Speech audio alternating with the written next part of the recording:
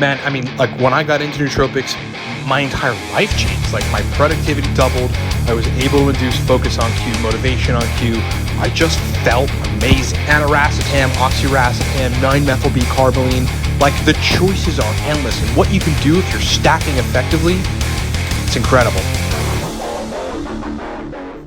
What's up, everybody? It's your boy Ryan, and this is the Thunder Channel on Nootropics, episode number 138 of the Cortex Labs Nootropics podcast. I am here to bring you a story, an interesting, in-depth breakdown of how I was able to take a non-responder to nootropics and make them respond to, well, the roster of nootropics. And I'll get into what he didn't respond to initially, and then what we were able to get him to respond to, but particularly what we did in the investigation process of trying to figure out, well, why exactly is this happening? So this is going to be a pretty information-dense podcast. In the meantime, support us at livecortex.com. A couple epic nootropic products support this broadcast. Number one, the Cortex Stack. Look, powerful motivation, mental energy, verbal fluency, nootropic stack. It's the type of stack that you would want to take if you want to clean your house, if you want to get into work that you're dreading doing or avoiding doing. If you just want to put yourself in a place where you're motivated to do whatever it is that you want to do. It's a great stack to take for a speech. A lot of national circuit speakers take Cortex because it induces verbal fluency. It's a great stack for general motivation. Get a subscription to Cortex at livecortex.com. It is a perfect subscription price, $27.99 a month. You can cancel at any time, and it ships every 30 days to your doorstep. If you're new to nootropics, Nootropics Ground Zero is where you have to start. If you're a couple years in but want to ascend to the 6-year mark, get the Nootropics Masterclass. And if you're looking to ascend to the 10-year plus mark, which the distinctions you make at that level and the way that you formulate and adjust stacks is God level. That's why it's called the Nootropics God course. You got to get that course if you're looking to get to that level. And then lastly, if you want to work with me on a one-on-one capacity, we've got two options, a 3.5-month or a 6-month one-on-one kind of brain engineering, energy engineering consult. Those are very in-depth, and the kind of results we get are staggering. Find those consults at livecortex.com. All right. So look, a lot of people don't respond, at least initially, to nootropics for a variety of reasons. We've discussed this in the past where folks either have like B vitamin deficiencies, their blood sugar is not stable. They might have a titch of insulin resistance, and other issues, cortisol problems, testosterone issues. It really runs the gamut of things that could put you in a place where ultimately it's your energy baseline that is making it so that you're not responding properly to nootropics. In addition to that, there's also the case of not dosing them correctly, right? Not finding a stable low dose to start with and then working your way up. Some people will start with extraordinarily high doses to begin with and then end up in a place where they're either having sides or their body is compensating for too much of a neurotransmitter by turning on, like in acetylcholine's case, the choline esterase mechanisms and shutting acetylcholine down. This can happen. So those are some of the kind of general reasons.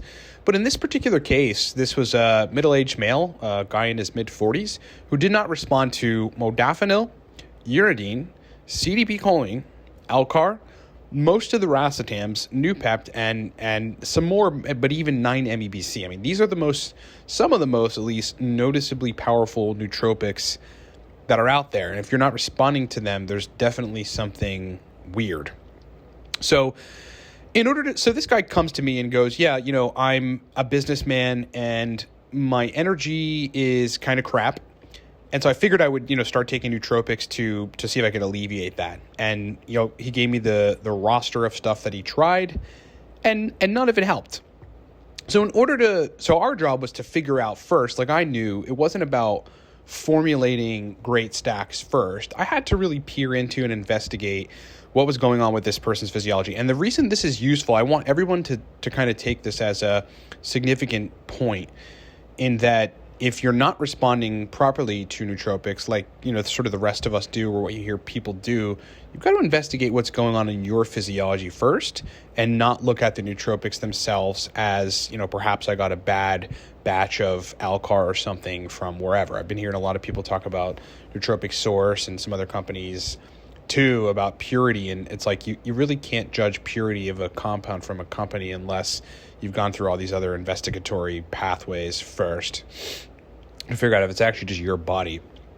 So to the investigation, I think that first you have to listen to people's symptoms, and if this is you doing this on yourself, you have to listen to your own symptoms over the course of a day in terms of energy, right? That's important. A lot of people kind of don't even look at this when they're not responding to nootropics. So in digging deeper with this particular client, I figured out that what they expressed in terms of how they felt throughout the day was eerily similar to a cortisol deficiency. Eerily similar in that they would wake up in the morning after 8 hours of sleep and still feel like they needed more sleep and didn't sleep. They would drag through the morning with suboptimal energy until about 2 or 3 p.m., at which point energy would peak and they would feel somewhat normal, maybe a little excessively energized, and then energy would crash, and then they sort of stay largely fatigued and crash for the rest of the day. I mean, that to me screams cortisol deficiency. So in digging deeper into what this person was doing, it turns out they had, before coming to me, for a period of just about 7 months, done the carnivore diet, and they were overtraining, okay? So I peered into the workout routine, and it turns out 5 days a week, this person was doing resistance training 2 days a week and then cardio 3 days a week. It was like something that he learned to lose weight or something from some website or whatever. So carnivore, let's talk about that. So the absence of carbohydrates for a consistent period of time for a good degree of people, not necessarily everyone, I want to be clear for those of you keto fanatics out there, will induce a metabolic dysfunction, the likes of which, are difficult to, you've likely never seen and are difficult to surmount, to resolve. There's a couple reasons, but the primary reason for that is the absence of carbohydrates dysregulates energy metabolism generally. Whether you're using fatty acids for energy or not, when you are relying solely on fatty acids and amino acids as your energy source, you are not efficiently producing energy. You can have strong bursts of energy that are usually accompanied, by the way, by surges in epinephrine. It's sort of an adrenaline-mediated high-performance brain buzz. And who knows exactly why that's happening. I think the process of gluconeogenesis, which is taking the food that you're eating, the fat and some of the protein, and trying to convert it to glucose is probably very taxing on human physiology. And so that could be it. At the same time, relying on fat for your energy in workouts is, especially considering the type of workouts this person was doing, is usually going to land you in a place where cortisol is going to rise and try to keep up with this sort of energy deficit in general. And then when, almost like a seesaw, like when you do that too long consistently, and cortisol is trying to maintain a high level to keep you energized in the presence of a generally energy deficient body, well, cortisol is going to get downregulated. And whether that happens on the receptor side or the ACTH side or the production side is somewhat unclear. I've got my suspicions about that. But either way, you'll end up in a place where you're not making enough cortisol, okay? So then we found that his testosterone was at 255 nanograms per deciliter. This is total test. That's terrible. Like, if you're a guy and your test is that low, you have a huge problem. And you'll probably live less long having that low amount of test. You want to focus on that ASAP. Blood work showed deficiencies in vitamin D and somewhat of a sluggish kind of thyroid function. So these were the things that we had to work out. So number one, it took about a month as far as the diet goes and regulation of energy, but I had to bring carbs back in. I had to bring tubers, yucca root, like starches, bananas, like some starchy fruits, a good bit of vegetables into the diet. We didn't remove the beef and the eggs, etc., because all that is important.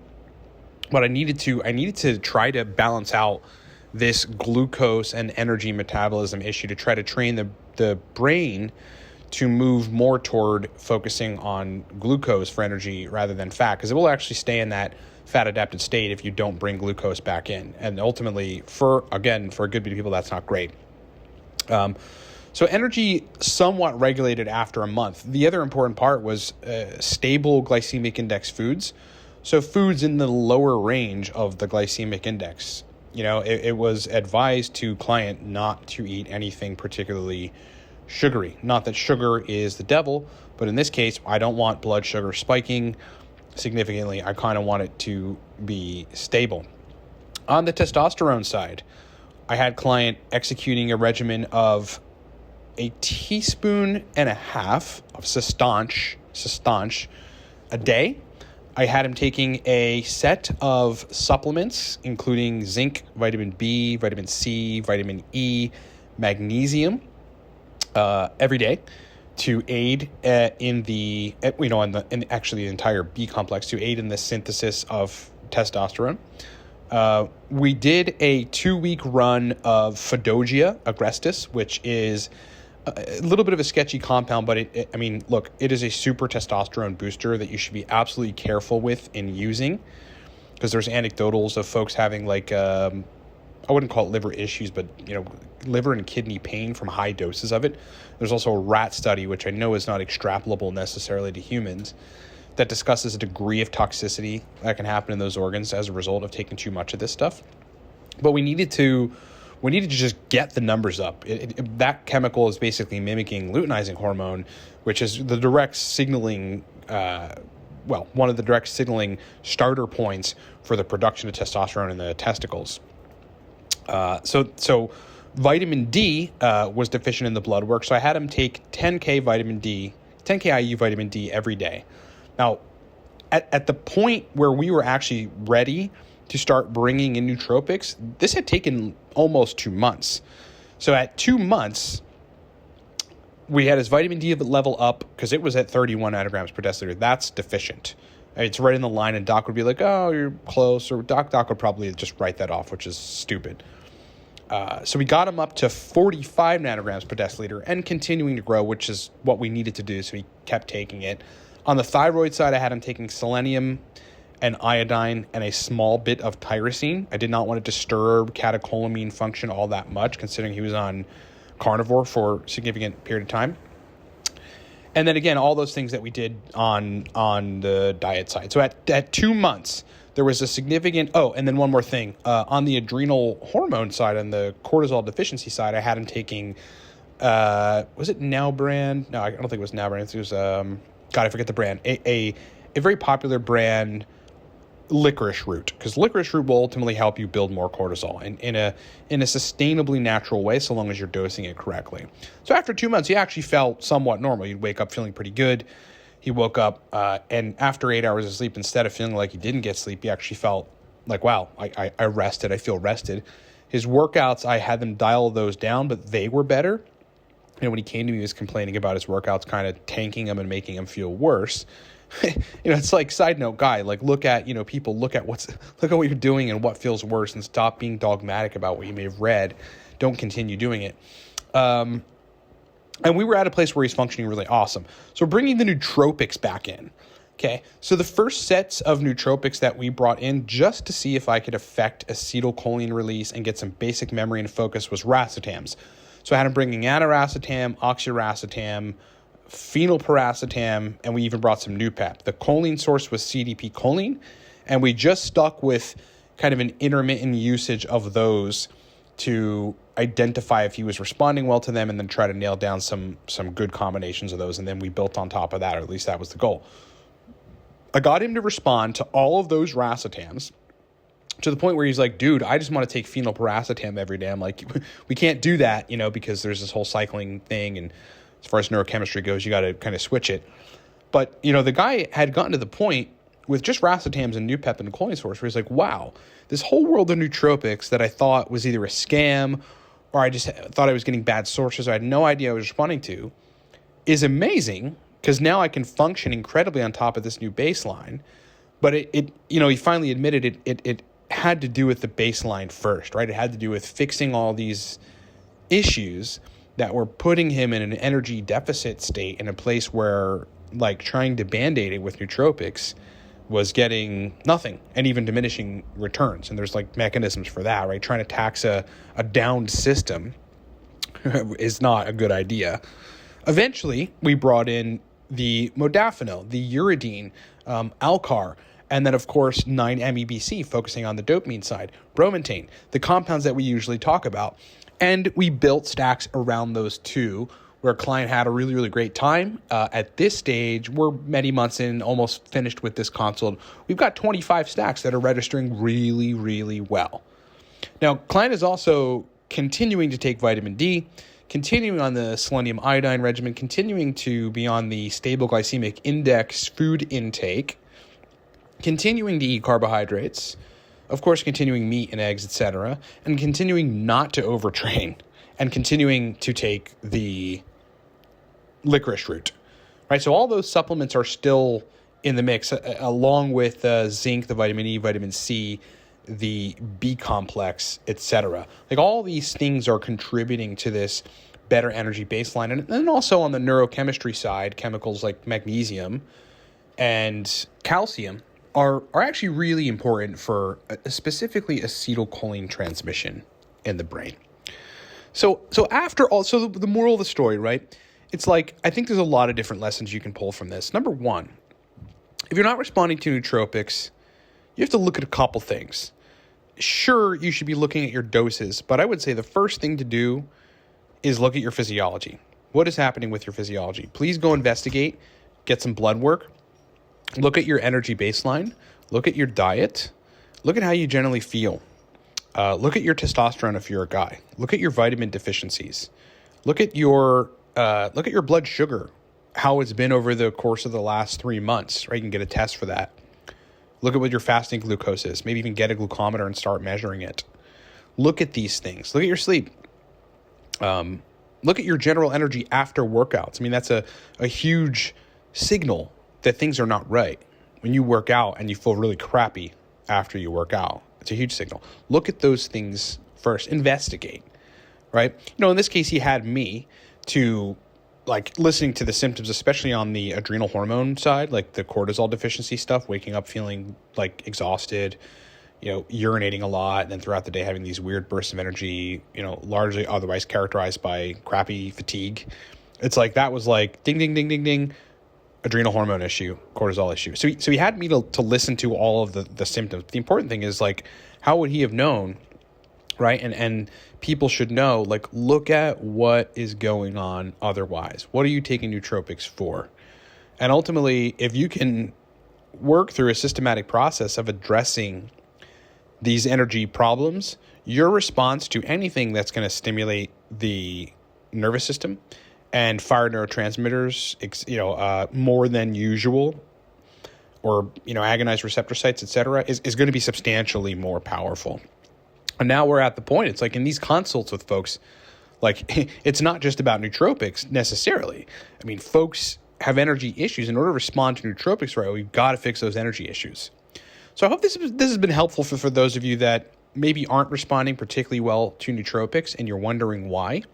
In order for the brain chemistry to take place and these, the neurotransmitter increases, the signaling, the binding, the releasing, well, that assumes everything else in your physiology is working correctly, right? And if it isn't, your response to these compounds, these various compounds that we talk about in the roster of nootropics is going to be subpar. So you've got to get your energy baseline, got to get your physiology straight first. And then, more than likely, if you're dosing correctly, because that's important too, you'll respond a lot better to nootropics. Hope that's been useful. Thank you so much for listening. Thanks so much for being with me. So much more content to come soon. I am an endless reservoir of useful stuff that is either clinically validated or has a good degree of literature behind it around nootropics and physiology. That is my passion. Thank you for being with me. Go support us at livecortex.com. Cortex Stack, strong motivation, mental energy, verbal fluency, drive kind of stack. Putting that together was a matter of looking at, well, what will properly force dopamine release, but sustainably give you acetylcholine, release a little bit of adrenaline, and also be working on serotonin and CAMP, so energy production. And it turned out that iridine, CDP choline, artichoke extract, and bacopa in the doses that we've got in Cortex does that. It is a very, very strong stack. Go subscribe to it at livecortex.com. It is the perfect subscription price at $27.99 a month. You can cancel it anytime. So if it doesn't jive with you or for financial reasons you want to cancel, you can cancel it in a minute at livecortex.com. But honestly, I think you'll love it. If you're new to nootropics, Nootropics Ground Zero is where you have to be. It is a video course that teaches you from the ground up how to use nootropics properly. A couple years in, we want to ascend to the 6-year mark. More advanced video courses, the Nootropics Masterclass. You can get that at livecortex.com. And if you've been in the game for quite some time and you really want to learn what people at the 10-year level, I mean, this is expert level, God level, high level nootropics strategy are doing, get the Nootropics God course, because that will take you into far passing kind of expert level usage of nootropics and ultimately better results. And if you'd like to work with me on a one-on-one capacity with fixing physiology, fixing your response to nootropics, establishing a set of high-level, very tailored nootropic stacks for your brain, we've got 2 options, a 3.5-month option or a 6-month option. These are balls to the wall, hands-on, results-driven physiology and neuroengineering consults. Get them at livecortex.com. Thank you so much for listening, everybody. Talk to you next time.